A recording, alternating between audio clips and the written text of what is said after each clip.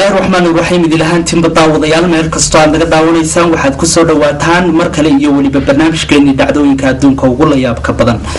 barnaamijkan dhacdooyinka ugu layaabka badan ayaa daawadayaal waxaanu kusoo qaadanaa dhacdooyinkii ugu dambeeyey ee ka dhacay dunidan guudkeeda islamar ahaantaasina lagu soo bandhigay toddobaadkan iyo weliba barnaamijkeena dhacdooyinka adduunka ugu layaabka badan ayaa xubnaha aan kusoo qaadan doona daawadayaal hal iyo laba haddii aan idiin dulmaro ayaa waxaa ka mid noqon doona nin isagu isku dayaya inuu quraarado amaba muraayado oo ka dhex baxo oo uu jabiyo.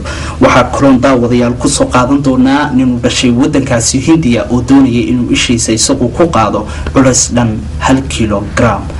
xubnahaas iyo weliba xubno kale oo doora oo aad u xiiso badan ayaan kusoo qaadan doonaa intaan ku guda jirno barnaamijkeena dhacdooyinka adduunka ugu layaabka badan iyo toddobaadkani ee daawasho wanaagsan.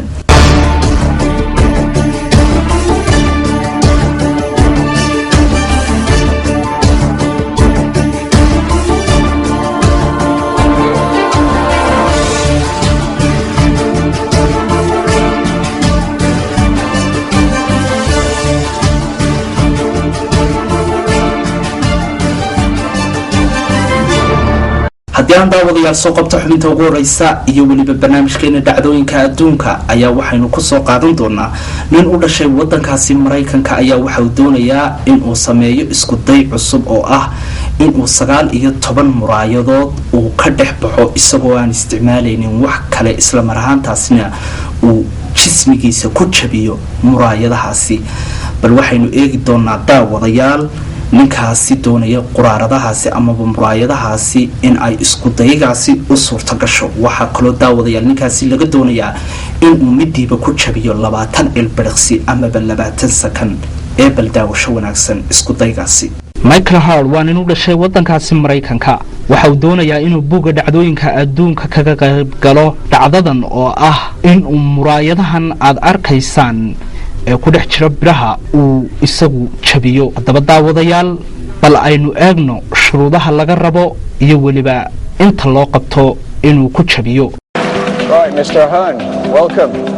You are about to attempt the Guinness World Record for the most panes of glass run through consecutively. A record which stands at 18.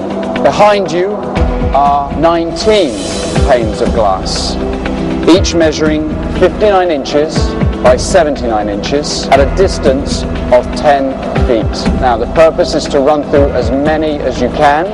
The critical point for you is that you only have 20 seconds to run through each pane. Is that all clear? That is clear. Good luck, and we can begin the attempt. Ready to do this? He's ready to feel the pain. Stewart's ready to feel the pain. Audience, you ready? daawadayaal waxaa loo sheegay inuu jiray rikoodh hore oo ahaa 18 muraayadood oo hore loo jabiyey. haddaba ninkan ayaa waxa laga rabaa inuu isaguna uu jabiyo 19 kan muraayadood ee halkani loo soo taxay. waxaana loogu talagalay inuu midiiba ku jabiyo inta u dhaxaysa 20 ilbiriqsi. haddii uu midiiba ku jabin waayo 20ka ilbiriqsina waxaa dhici doonta inaan muraayadaasi loo tirin doonin. bal aynu eegno daawadayaal muraayadahani iyo weliba inta daqiiqo ee ay ku qaadato iyo weliba inuu ku guulaysto inuu jabiyo.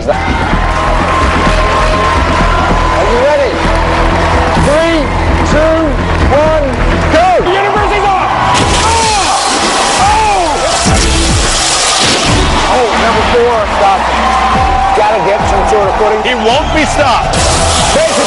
You've got to keep that momentum. He keeps bouncing off. This is not a good sign. He's still on the first row. He started for the second row. Go get him, Mike!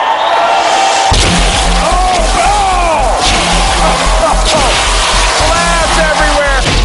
An absolutely extraordinary sleep. He's got to be exhausted. He's on to the last row. Had a little trouble with break today. Hit it. Head up. You got 20 seconds. Good timing. Oh, but gets it to come down. Hits that one. Oh, he looks a little dizzy. He's a little woozy after that one. Come on, Mike. One more time, baby. The human body can only take so much. Oh, and he takes out 2 at once. I have never seen anything like that daawadayaal waxaynu arkaynaa inuu ku guda jiro jabinta muraayadahaasi. The final pain, it might be too much. I think he's had enough. Oh, are you kidding me? Come on, Mike. Yes, he got through that third. Oh, amazing, amazing. He got through. But don't forget, he had to finish that in 20 seconds there on the last one, calling the audience out.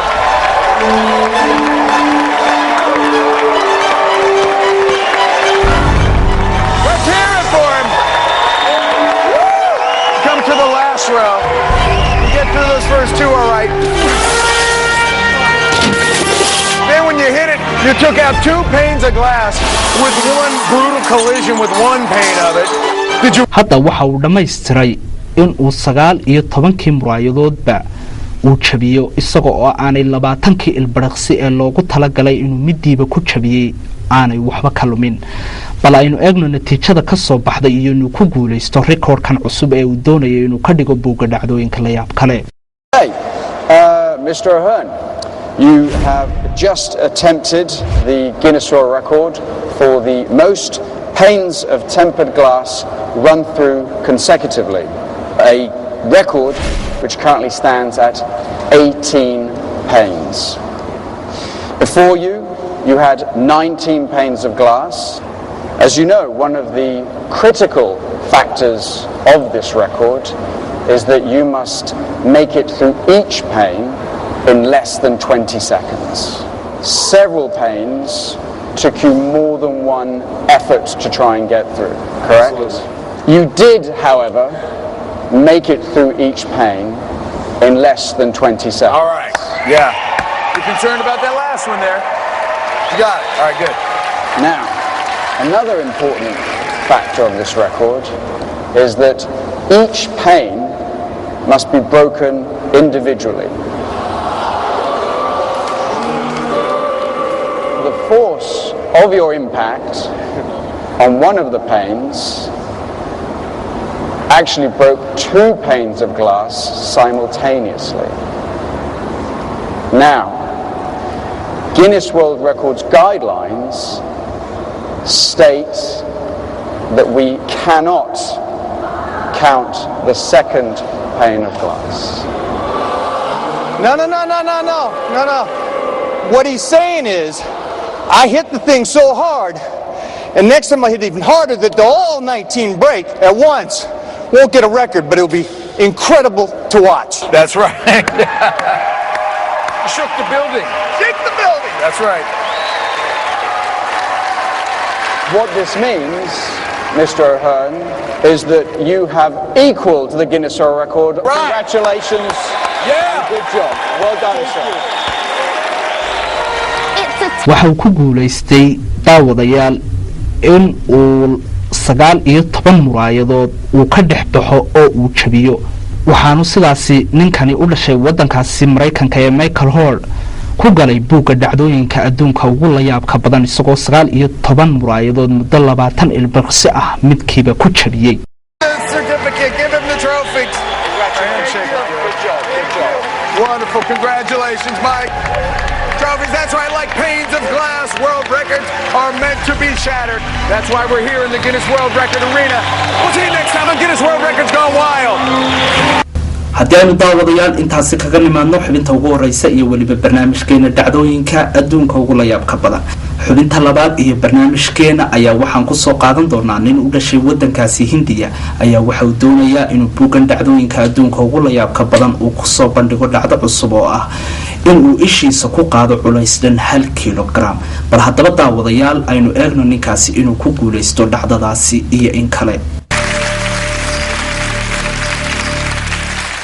Munir Khan waa nin u dhashay wadankaasi Hindiya waxaana uu doonayaa inuu buuga dhacdooyinka adduunka kaga qayb galo inuu ishiisa ku qaado culays dhan 1 kilogram muddo 10 ilbiriqsi ah.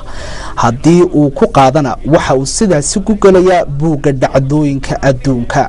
haddaba daawadayaal waxaynu eegi doonaa ninkan u dhashay wadankaasi Hindiya ee Munir Khan inuu culayskaasi halka kilogram ah uu ishiisa ku qaado iyo weliba inta sakan ee uu ku hayo amaba inta ilbiriqsi ee uu culayskaasi isha ku hayo. daawadayaal waxa uu weli ishiisa ku hayaa culays dhan 1 kilogram waxaana loo tirinayaa muddo 10 sakan ah ama 10 ilbiriqsi.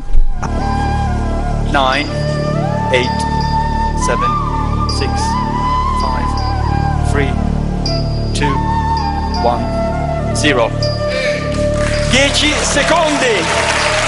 hadda waxa uu dhameeyay inuu 10 ilbiriqsi uu ishiisa ku hayo culayskaasi. waxaynu eegi doonaa natiijada ka soo baxda iyo waliba in uu ku guuleysto buugga dhacdooyinka adduunka. Insomma, in attesa del verdetto, ha superato il nuovo record. Il record è stato eseguito nell'assoluta regola. È un nuovo Guinness World Record.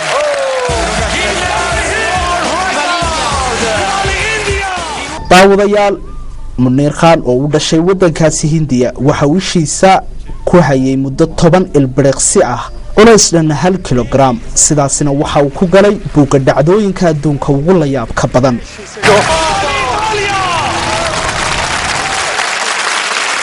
Allora, consegniamo il premio. Guarda che sorpresa che c'è per te. Lei è indiana, è la mia co-conduttrice, perciò è giusto che sia lei a darti la medaglia. Eccola qua. Jody consegna. Jai Hind! Viva l'India! Jody, come here. Viva l'Italia! Jai Italia! Allora, Viva l'Italia! naturalmente Jody è contenta perché il premio va all'India. sidaynu arkaynay daawadayaal ninkaasi waxa uu ku guuleystay in uu ishiisa ku qaado culayskaasi dhammaa 1 kilogram sidaasna waxa uu ku galay buugga dhacdooyinka adduunka ugu la yaabka badan.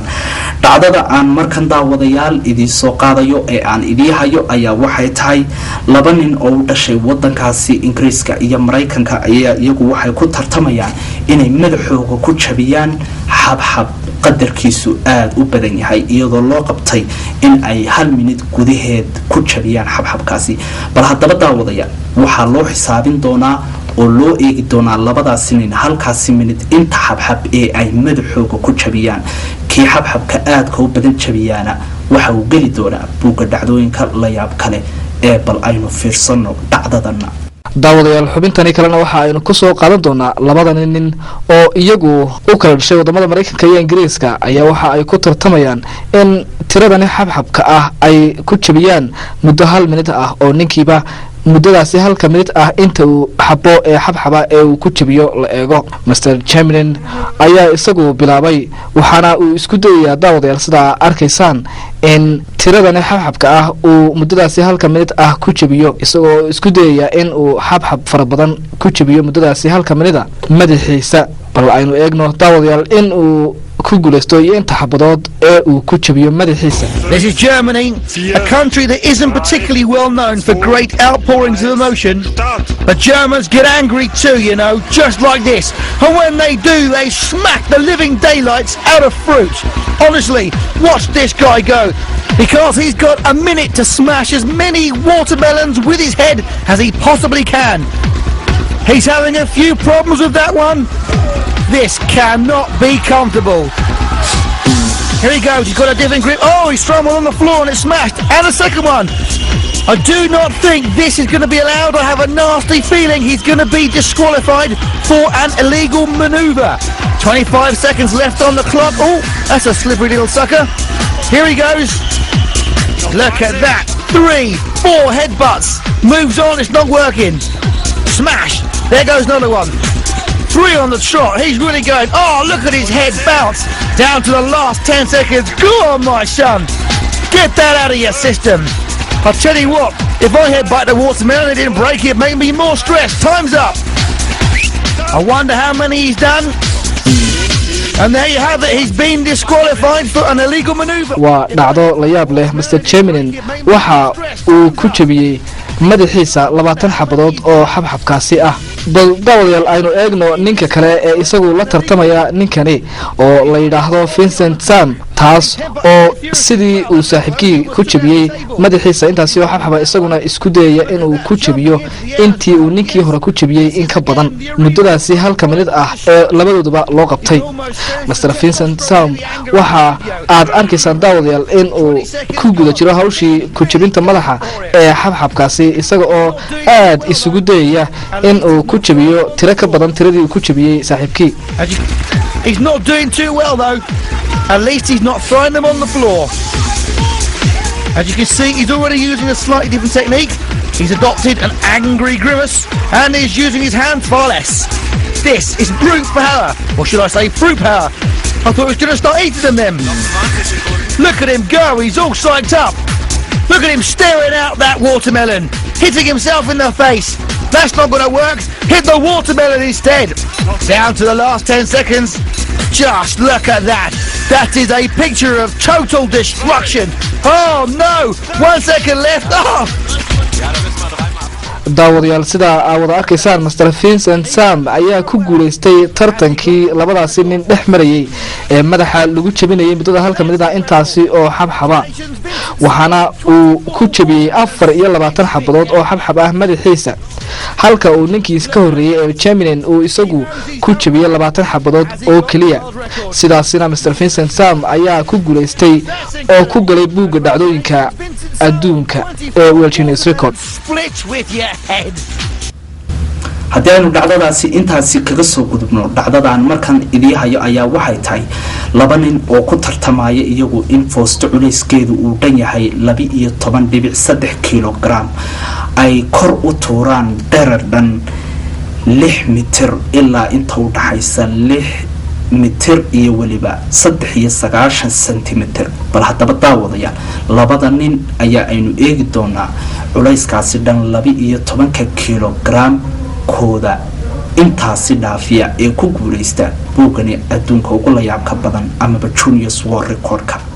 dhacdadana waxaynu ka eegi doonaa laba nin oo u dhashay wadankaasi Mareykanka ayaa iyagu waxay doonayaan inay ku tartamaan oo ay buugan dhacdooyinka adduunka kaga qayb qaataan inay foosto dhan culeyskeedu uu dhan yahay 12.3 kilogram ay kor u dhaafiyaan meeshan daawadayaal arkaysaan amaba ushan aad arkaysaan oo dhererkeedu yahay 6 mitir haddaba daawadayaal ninkan Lake Snake ayaa isagu ku horeyn doona oo doonaya in uu tuuro foostadani dherer dhan 6 mitir iyo waliba 5 sentimitir haddaba daawadayaal bal aynu eegno in uu ku guuleysto iyo in kale. This is Lane Snook from the USA, and the record he's attempting to break is for the highest beer keg toss at 6 meters and 55 centimeters up and over. He's done it. sida aynu daawadayaal arkayno ninkani waa uu ku guuleystay in uu kor u dhaafiyo 6 mitir iyo waliba 5 sentimitir haddaba daawadayaal aynu eegno ninkan kale isagu la tartamaya oo isna doonaya in uu culeyskan dhan 12 kilogram uu kor u dhaafiyo 6 mitir haddaba aynu eegno isna. Let's see what he can do. Each keg weighs 12.3 kilograms. That is very, very heavy. Up he goes. Oh no, nowhere near. Takes the sida aynu arkayna daawadayaal waa uu ku guuldaraystay inuu 6 mitir dhaafiyo foostadan culeyskeedu dhammaan 12 kilogram waxaana la siiyey fursad labaad oo ah inuu mar labaad isku dayo laakiinse fursadii labaadna waa uu lumiyay oo waa uu ku guuldaraystay. ninka lagu magacaabo Lane Snake ayaa isagu doonaya inuu wareeg labaad oo ah 6.60 sentimitir uu kor u tuuro foostadan culeyskeedu dhan yahay 12.3 kilogram bal aynu eegna daawadayaal inuu ku guuleysto isku daygani. just getting his rhythm, making sure he's got the starts correct. Up he goes, and he's done it. 6 meters 60, a new Guinness World Record. Fantastic stuff. sida aynu arkayna daawadayaal waxa uu ku guuleystay isku daygaasi haddana daawadayaal waxa uu doonayaa wareeg saddexaad in uu waliba ku sii galo buugani dhacdooyinka adduunka ugu la yaabka badan. wareegan ayaa waxa uu doonayaa in 6 mitir iyo waliba 93 sentimitir uu kor u dhaafiyo meeshani aynu arkayna amaba ushani dusheeda culays dhan 12.3 kilogram bal aynu eegno wareegan oo ah kii ugu dambeeyay inuu ku guuleysto iyo in kale. Safety belt around his waist to protect his back. Big breath, deep stance, lets out a cry of pain, but up it goes, over it goes. Great stuff. 6 meters and 93 centimeters, and not even a bead of... sida aynu arkayna daawadayaal waa uu ku guuleystay korna waa uu dhaafiyey 6 mitir iyo waliba 93 sentimitir sidaasna Lane Sneak waxa uu ku galay buuga dhacdooyinka adduunka ugu la yaabka badan. A good attempt by Yuha. diyaanu daawadayaal dhacdadaasi intaasi kaga soo gudubno dhacdada ugu dambaysa ee aan barnaamijkeenan Juniors World Record-ka aan ku soo qaadan doono iyo toddobaadkani ayaa waxay noqon doontaa nin isagu doonaya in uu afkiisa ku furo daasadaha sharaabka ay ku jiraan. aad ayaa u adagtay daawadayaal in daasadaha sharaabka iyadoo wax kale la isticmaalaynin ilkaha amaba afka lagu furo balse ninkani waxa isku dayayaa inuu isagu taasi sameeyo waxaana loo qabanayaa 1 minute gudaheed bal inta daasadood ee uu ilkiisa ku furo ee aynu eegno dhacdadani. Okay, Ryan, you're about to attempt the Guinness World Record for the most drink can tops torn off with the teeth in 1 minute. And to achieve this world record, you must do a minimum of 10. Okay. If you are ready, I will count you down. Good luck. daawadayaal Tyne ninka lagu magacaabo waxa uu doonayaa inuu kaga qayb galo buugga dhacdooyinka caalamiga ah ee adduunka ugu la yaabka badan ee loo yaqaano World Guinness Record-ka in uu daasadaha nooca sharaabka yaryar ee kaanka loo yaqaano uu ku furo ilkihiisa isaga oo 1 minute gudahood laga doonayo inuu ku furo waxaan ka yarayn 10 daasadood. Master Tyne waxa uu bilaabay hawshii furitaanka inuu ilkihiisa ku furo daasadahan furarkoodu ay aadka u adag yihiin bal aynu eegno daawadayaal in uu ku guuleysto xilligaasi loo cayimay iyo in kale. 3, 2, 1, go! Let's go, Ryan! Oh, he's got his canine into the first hit. 1 can down. Awesome. I am so getting this guy for my next kid's party. Stuart must watch very closely. Each lid must be removed with the teeth only. No tears below that ridge. I'm just glad that's not beer going to waste.